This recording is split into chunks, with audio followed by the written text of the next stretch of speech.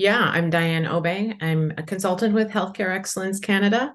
And Wendy is, as we mentioned, is a co-chair for Patient Safety Canada.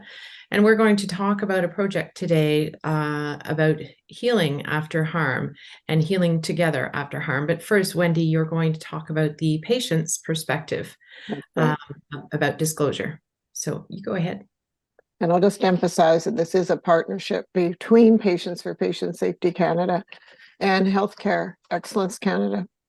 So from the patients and perhaps the family's viewpoint, during disclosure, there's three major qualities, values, if I can use that word, that must be in place for disclosure to be effective.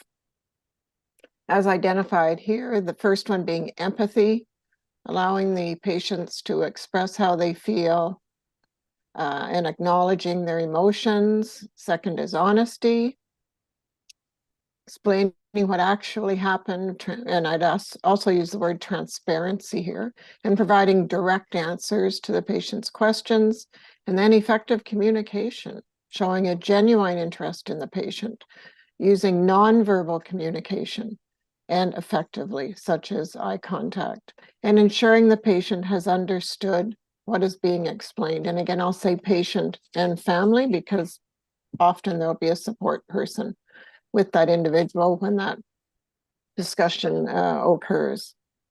So from the patient's point of view, disclosure from the patient's point of view, while empathy, honesty, and effective communication are essential components to achieve the desired outcomes of disclosure, in reality, other patient reactions may be at play.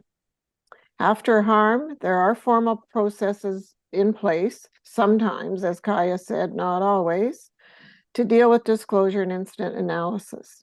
In some organizations, there are peer support programs to help healthcare workers through the emotional experience of the incident. However, too often patients and families are left to deal with their experience themselves, and they're actually left behind. And so from the patient's perspective, and as noted on this slide, disclosure may seem just to be a formality, perhaps even tokenism. They're not necessarily getting all the answers. It may be less than satisfying. And as we know, there's potentially that power dynamic between the patient family and the healthcare provider. And there's not necessarily a genuine apology or perhaps no apology at all. And as we know, apology does not imply guilt. Apology means recognition of the situation that has been experienced. But from the patient's perspective, disclosure can be less than satisfying, depending on how it is handled. Next slide.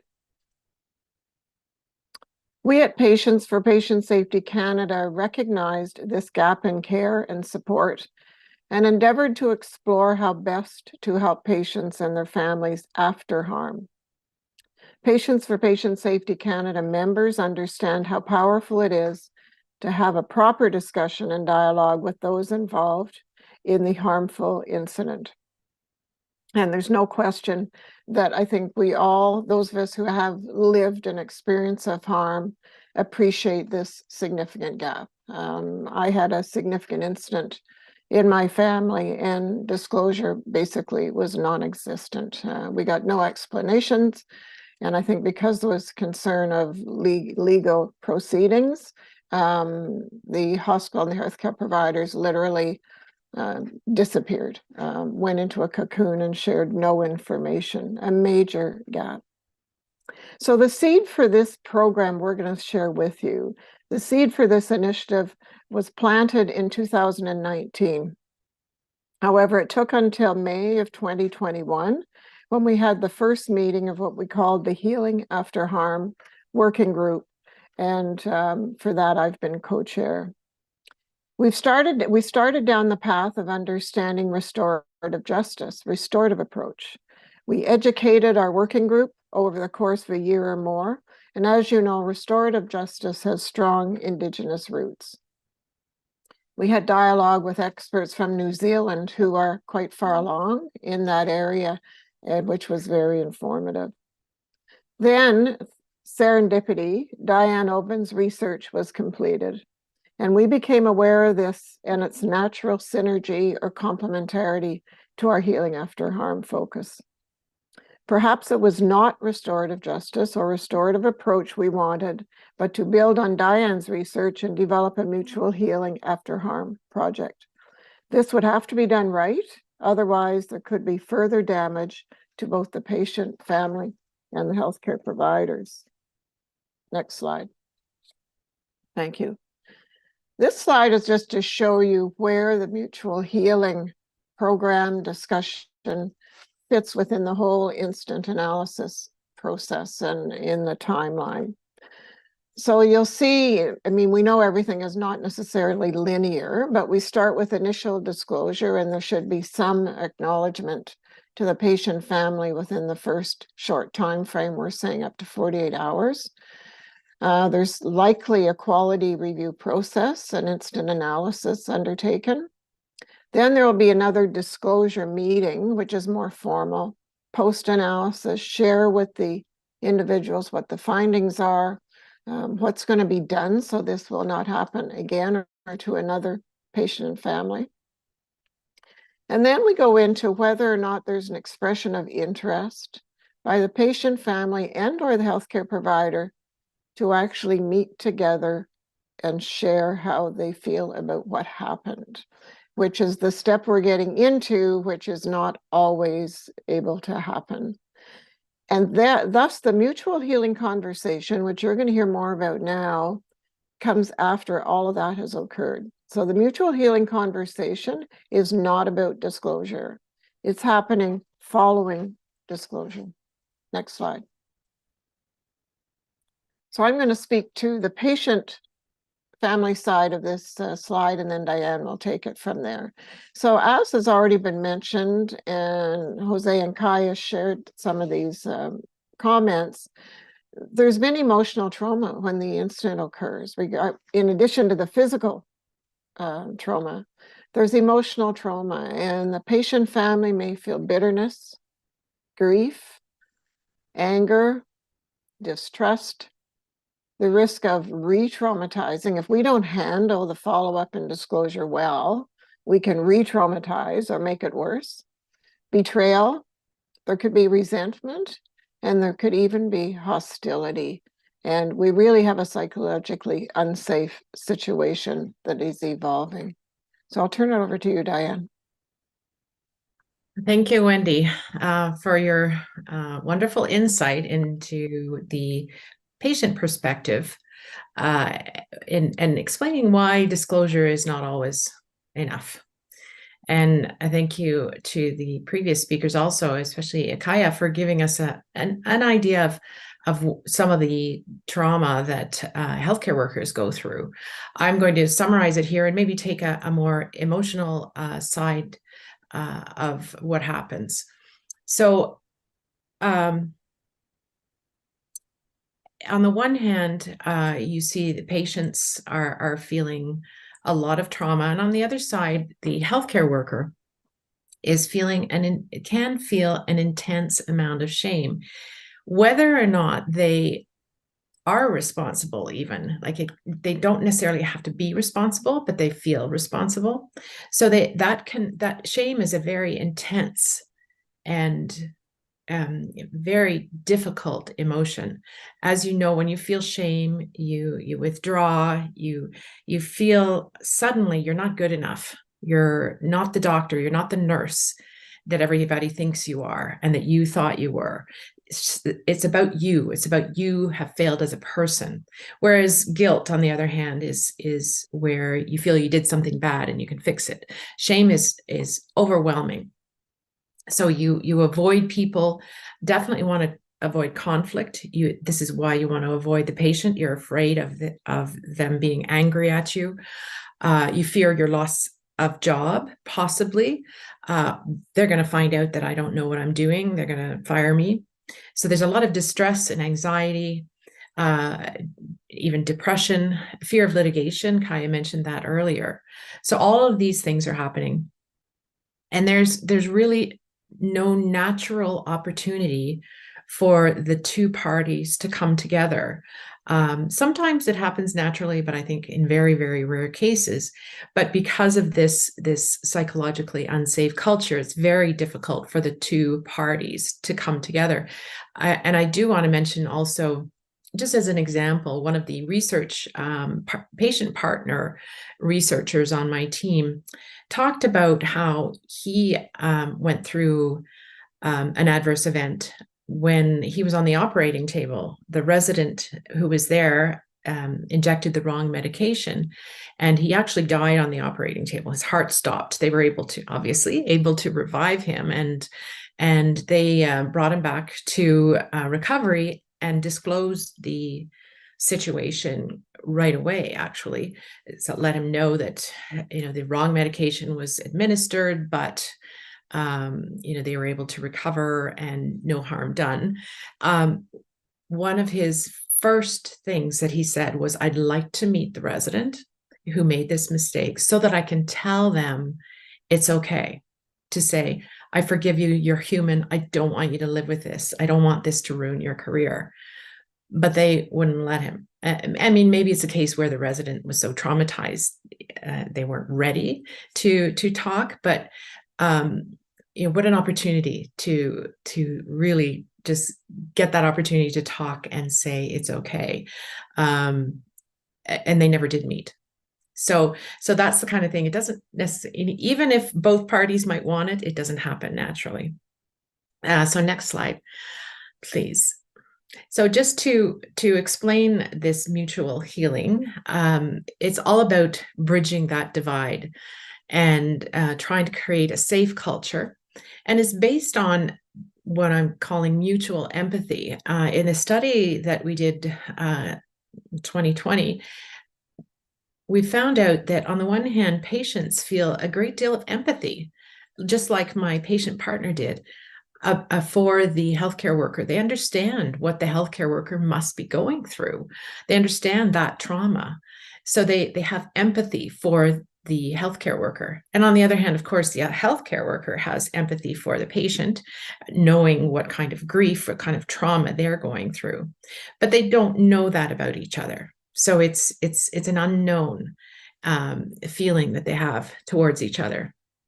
So because they don't know this, again, it doesn't happen naturally. So what we're trying to do with the work that we're doing is to make it happen. So the next slide.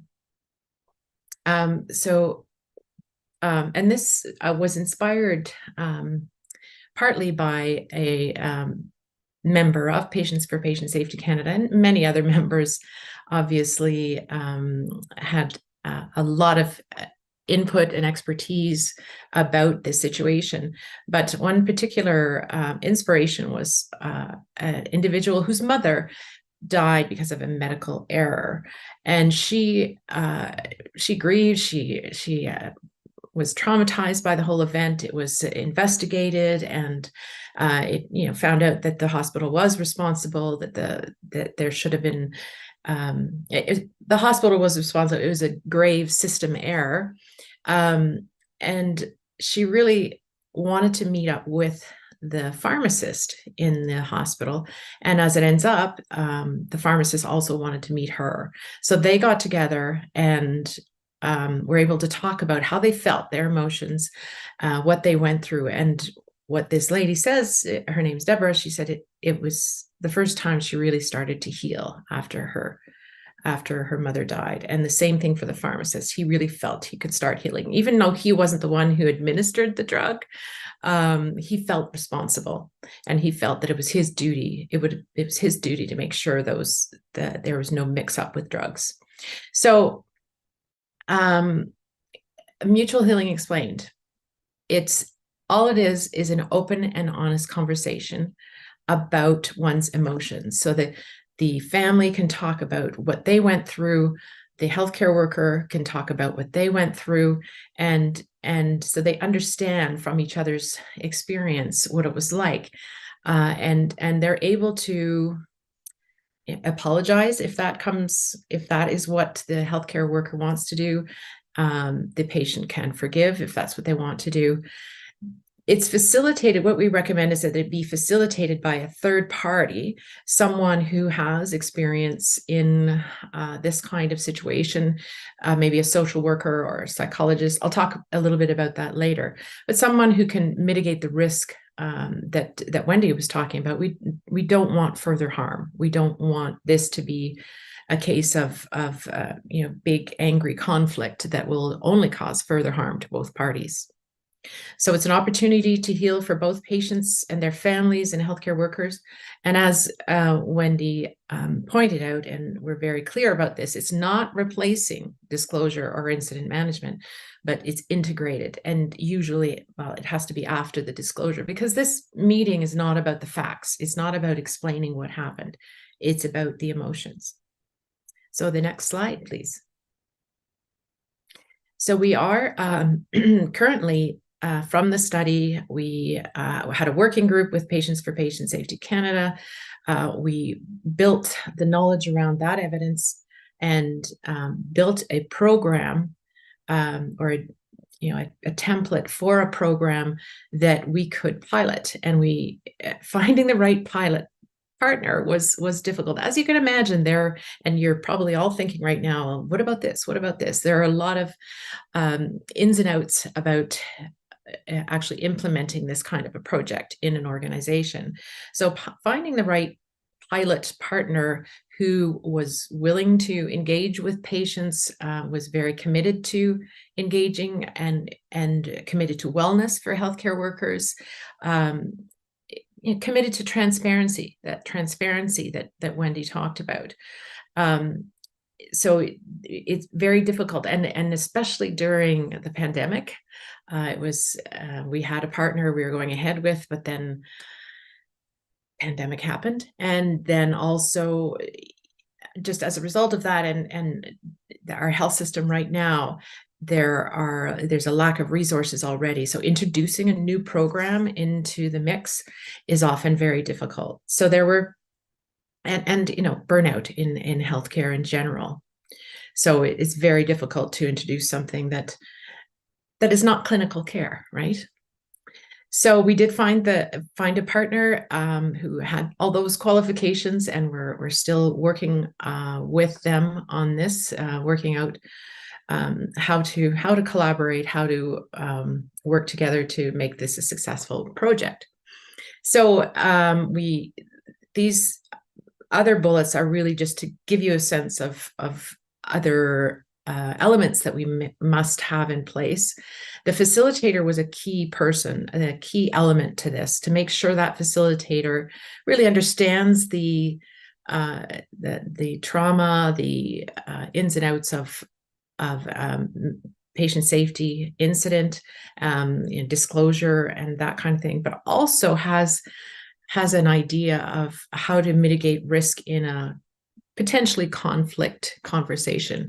So we did select a facilitator who's a social worker who has a background in patient safety. So that is really key, making sure you have the right facilitator, and making sure we send out the right message. Obviously, you have to be very clear about what it is you're doing, because this is brand new. So some of the key messages, and I'm going to read a little bit, well, just giving the background, why this is important, why it's important to get together. So this is something you really want to do when you're introducing it to an organization, and be very clear about what it is and what it isn't. So it's established to enable an open and honest conversation, or more than one conversation as needed, between patients and families and healthcare workers to support both parties in healing after harm. So the types of incidents that are eligible are those where the harm actually reached the patient, because we know there can be a lot of incidents, the near misses, it almost happened, it almost caused harm. But what we're focusing on for now are those harmful incidents where they reach the patient, and where disclosure and incident management have been initiated. So that's a key message. You want to make sure they understand that it's not replacing disclosure. And really important is that it's optional. So it's not something that you can force somebody to be, because getting to the exclusion and inclusion criteria as far as who is eligible or who would be best served by this kind of project, the participants really have to acknowledge that there was unexpected harm. So if a healthcare worker goes in there and doesn't really believe there was harm, this conversation is not going to be useful. So on the one hand, patients and families need to believe that an open, honest conversation will help them in their journey to heal. Same thing with healthcare workers. And it should be, by the way, healthcare workers who feel a personal responsibility, not necessarily are responsible. It's often a system error, but they feel a certain responsibility for the harm caused to the patients, and they have to be involved. It's not a CEO of the hospital necessarily. So, and they also believe that open, honest conversation will help them in their journey to healing. So they have to acknowledge there was unexpected harm, be open to experiencing a mutual healing conversation, and it has to be optional. So those are the criteria for the type of person you're looking for when you're having these conversations. And we will be doing an evaluation of the program to learn from, evaluating as we go too. So, might make changes along the way, but evaluating to see if does it have value? Did it help both parties heal after harm? And then after that, we hope to expand and spread the word and provide some guidelines on how to introduce this to other organizations. And next slide is just some resources. And I expect that these slides can be shared or they'll be online so that you can look to these resources. The first one is the study that I mentioned earlier. The second is just a blog with the Shame in Medicine Project. The others are resources within Healthcare Excellence Canada that really tell more about the patient's point of view on why it's important to engage patients in disclosure and in healthcare. I don't know if Wendy wanted to talk about any of these, but they're there for you to click and read. Oh, that's fine. Thank you. Oh, all right. So that's it for me.